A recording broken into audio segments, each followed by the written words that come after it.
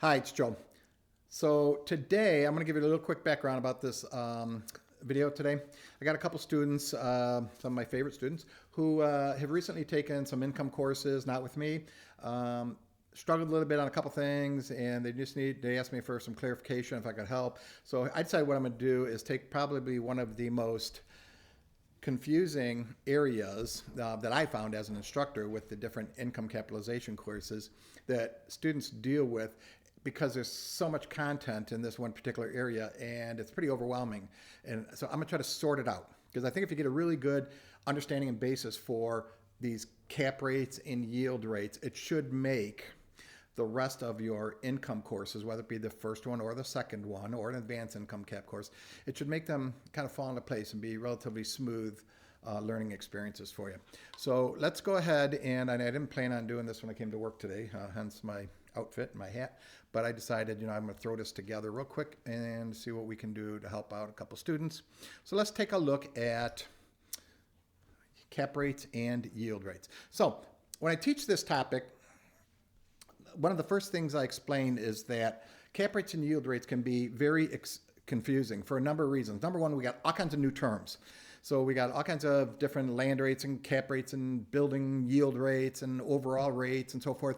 And then we got a whole bunch of symbols, and every term or every type of rate is affiliated with or associated with a certain rate symbol or yield rate symbol or cap rate symbol. So what I'm going to try to do is walk through kind of quickly what all this means and see if we can get it where it just kind of comes together for you and you can see some clarity with cap rates and yield rates generally, and then maybe even each one individually. Okay, so let's start by just talking real quickly about what a cap rate is or what capitalization is. Capitalization, a very generic term, means what? Converting income to value. Very simple, very straightforward. Now, this process called capitalization, we have two different techniques or methods that we teach in the appraisal courses. And we're going to go through these two methods individually, one at a time, and walk through them. The first one deals with something called direct capitalization. Now, the characteristics of direct cap, the very first one, and one that really sets it aside from the other method, is this thing right here. It deals with a single year income. So anytime you're asked to value a property and you are provided a single year's income, without any information about other income or additional year's income, you're probably using something called direct capitalization, okay? And let's take a look at how that works. If we have a worksheet here, and this is a pretty typical presentation on a worksheet of how, in this case, property income looks. We have what we call the periodic cash flows, the annual net operating income that the property generates. We have something called the reversion, which is the value of the property at the end of the holding period or the term that we're looking at. And then if we add those up, we get the total cash flow. So for all these first 9 years, the NOI is the only cash flow. The only time that this cash flow is something different than this one is when on the last year we have to add in the reversion, okay? So if we took this cash flow worksheet, and by hitting one or two buttons in Excel, literally, you can make a chart with this.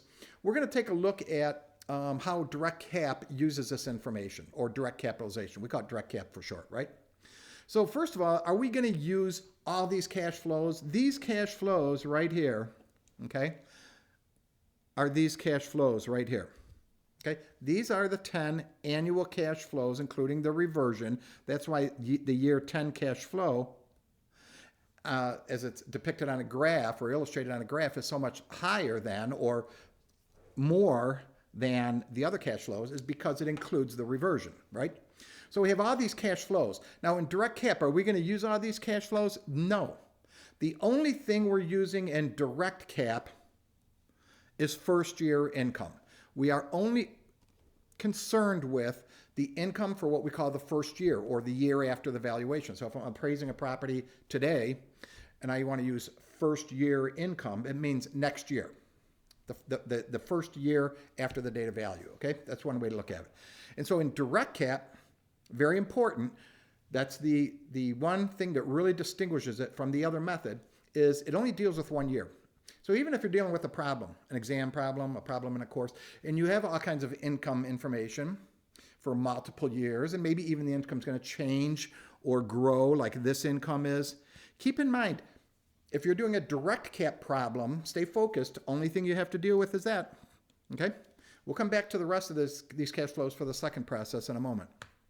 Now, in direct cap, our formula is very simple. If you want to know the value of something, I'll tell you what that means in a minute, why I say something.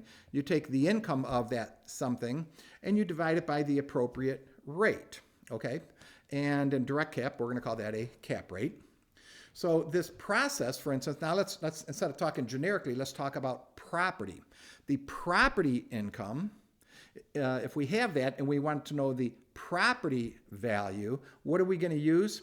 Well, the property income is what? The NOI, just like in that table I showed you a moment ago. And if we want to convert the property income or the NOI into a property value, we have to use a particular or specific rate, okay? Same thing goes if we want to value a mortgage. So you can start to see now that this capitalization process is not unique to just valuing property. We can value property, or rather mortgage, if we know the mortgage income and we want to know the value of that mortgage, there is this process we can go through called capitalization where we can convert all that income into value, right? So we can do it for income, we can do it for property, we can do it for mortgage. And the mortgage income is what? The annual debt service. It's the loan payments. Think about if you're the bank and you make a mortgage, you give somebody a mortgage on a property. What is your income? It's every year when they make their loan payments. Okay, so that's what we're referring to when we talk about mortgage income, the annual debt service. Now, you can see here that we have at least, and there are more, but we're just going to focus on generally in our appraisal courses, these five different methods, five different types of value that we might want to develop an opinion for, okay, depending upon our availability of the income for each five. If we have the income for these components, then we can go through this capitalization process to value them. So property income, we already talked about that. How about the land? If we know the land's income, then we can, through capitalization, come up with a land value. So the whole idea with capitalization is you can take the property or a component of the property. As long as you know the income, you can value it, as long as you have the what? The appropriate rate. So direct cap uses this thing called a rate, which is also known as a property cap rate, and this is for direct capitalization again, right? We're in our first process still, direct cap. So we call that a property cap rate. And if we were doing a mortgage problem, it would be a mortgage cap rate. Okay, so this property cap rate, you can see, is used to value the property. And remember I told you a minute ago, I showed you a slide with the 5 different components of a property, including the property itself, but the mortgage, the equity, the land and building. Okay, look, each one of them has their own cap rate. Okay, that's very important. Very critical in these appraisal courses and appraisal problems and exams that you are consistent, that you are understanding and identifying the proper rate to apply to a corresponding income. Okay, you can't mix them and match them and put them in a blender. It doesn't work. Trust me. So capitalization rates are not the same. These are all different rates. They're all based on different inputs and different expectations from investors. There's a lot of things in play with cap rates. Today is not the course where we're diving into the cap rates and tearing them apart and what makes one different from another. We have all kinds of videos on all that information. Today, we're just going to explain to you that there are 5 different cap rates right now with these 5 components, and they're not the same. However, there are instances and cases where they might be equal. For instance, I could have a property cap rate that is 9%. Well, guess what? Maybe the building cap rate is also, for that problem, 9%. They're equal. Coincidence. There's no relationship between the two, and they're not always the same, or they're not always equal. They're never the same, but they're not always equal. So you can't just pull any cap rate, again, into a problem and say, well, the building cap rate, I guess I can use that for this problem that's involving valuing the property. No, you can't. You got to use a property cap rate. Okay, What's the formula for the cap rate? Well, for direct cap, we just said a moment ago, we take value of something, which is, in this case, if we're talking about property, we're going to take the property value, divide it by the property income to get the property rate, okay? And again, just reinforcing this consistency. Got to have that consistency in the application. Now, the thing about these formulas and courses you're going to be taking and exams you're going to be taking is you have to understand the relationships between these three parts and how you can rearrange them. So in addition to knowing this formula, I strongly encourage you, if you're taking appraisal courses or preparing to take an exam, that you also understand that formula. It's just moving the pieces around, right? And guess what? There's one more. What does the rate equal? It equals what? Income divided by value. So off the basic IRV one that everyone understands, income divided by rate equals value, right? IRV, income divided by rate equals value, okay? We can also develop these equations. And in argument times, you're going to have to. There are going to be problems. There are going to be questions where you are given two of the three components. And so you got to understand this relationship of these formulas. Very important, okay? Lastly, let's talk about those symbols that popped up on the screen earlier. So the symbols, now again, we're talking about what? Cap rates and direct cap. So the symbols, anytime we're talking about this process that involves capitalization or converting income into value, if we are doing it with direct cap, then we're using something known as a cap rate. And the symbol for that is a capital R. So this is generic. Look here, I don't tell you what kind of income this is. And likewise, I don't tell you what kind of value we're seeking or trying to develop an opinion for. It's a generic, general formula or application. And guess what? So is the rate. It's just R. The rate for something applied to its income will tell you its value. Now, if we start applying that to the components, if we want to know property income, and if we want to know property value and we know the income and we want to know what the property value is, what kind of rate are we going to use? We're going to use here R sub O, or rate for overall for the property. That's the rate that reflects the relationship between the entire property's income and its value. Okay. Now, if I was valuing a mortgage problem, which you do in these courses, so you got to understand this concept, then what? Mortgage income, if we are trying to come up with mortgage value, the rate we use is a mortgage cap rate, and that's going to be R sub M, or R with a small m subscript. Okay?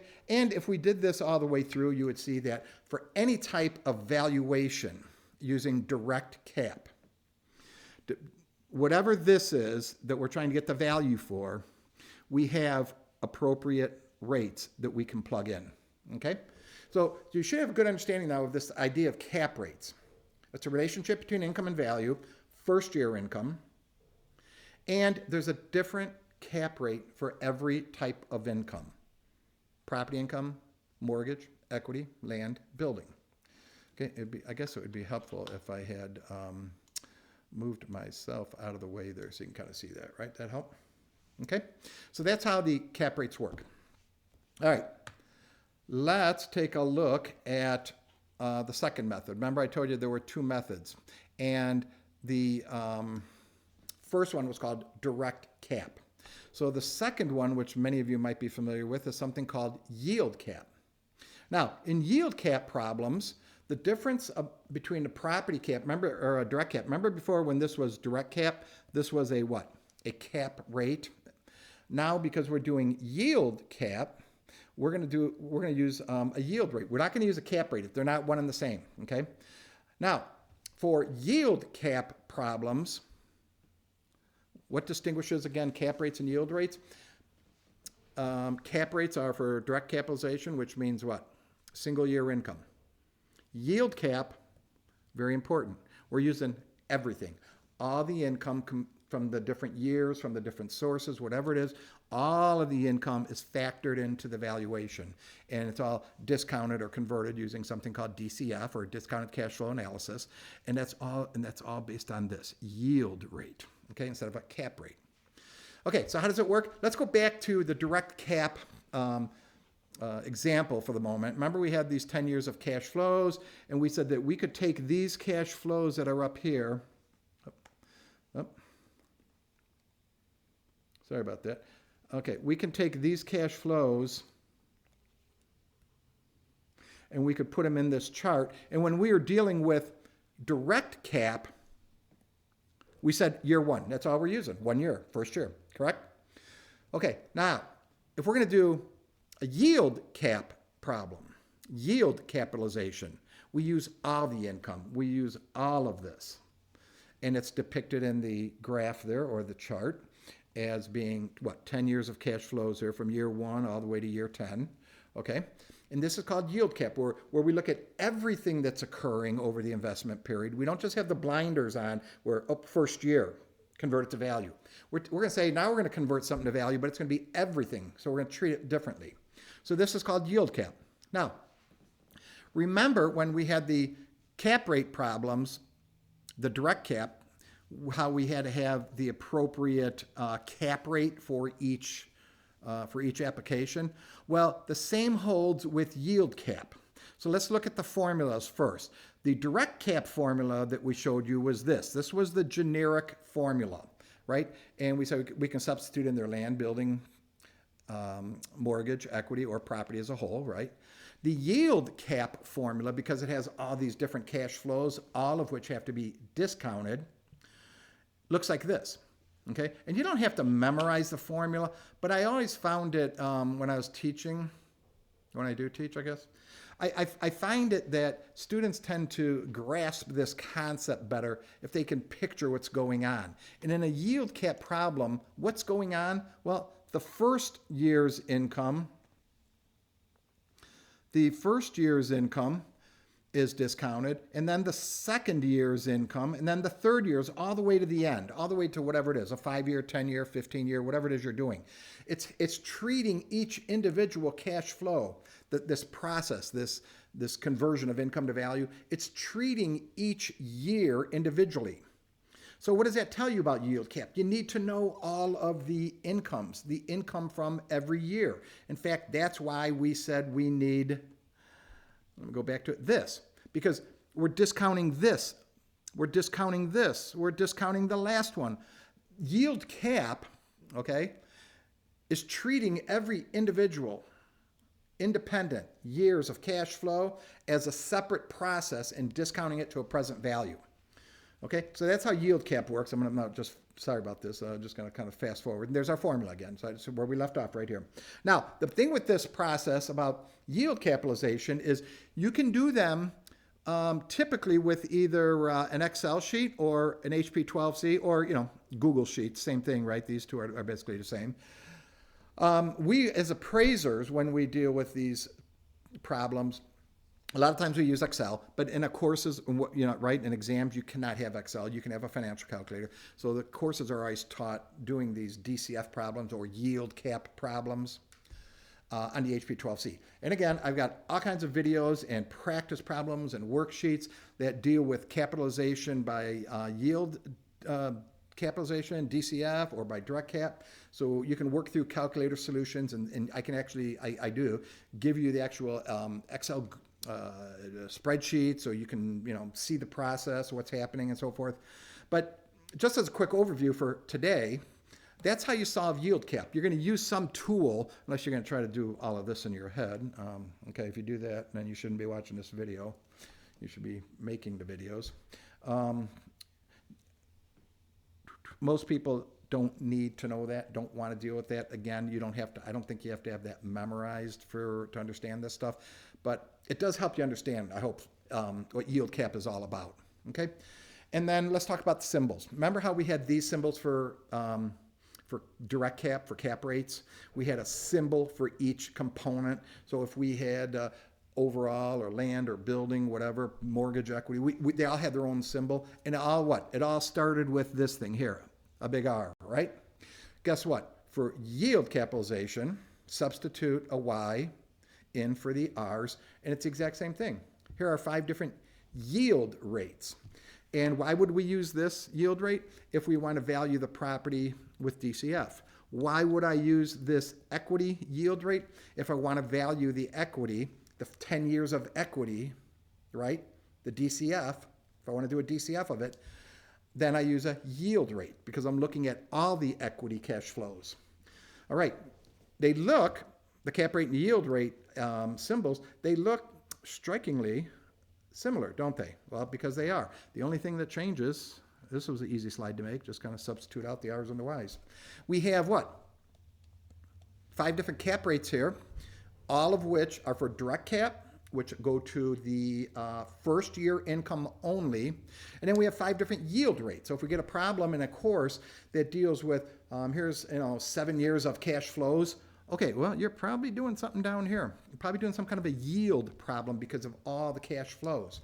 If a problem is presented to you that says, here's the first year income of a property, and they either give you a cap rate or the necessary ingredients, if you will, the parts or components to develop the cap rate, you're probably going to do one of these, right? And again, we have videos, a lot of really good presentations breaking down how to build up and calculate the different cap rates, where the yield rates come from, to extract them from the market, to use calculators. We got all that figured out for you, but today we're just simply explaining the difference between cap rates and yield rates. Okay, so that's it. Hopefully you found this interesting. I got some more videos coming for you on all these topics, but you go to our website, you'll see that we got, as I mentioned before, all kinds of resources, video presentations on these topics and related topics, as well as a lot of practice problems for students. And then finally, just thank you. Hope you enjoyed today. And to my students out there, good luck with your course.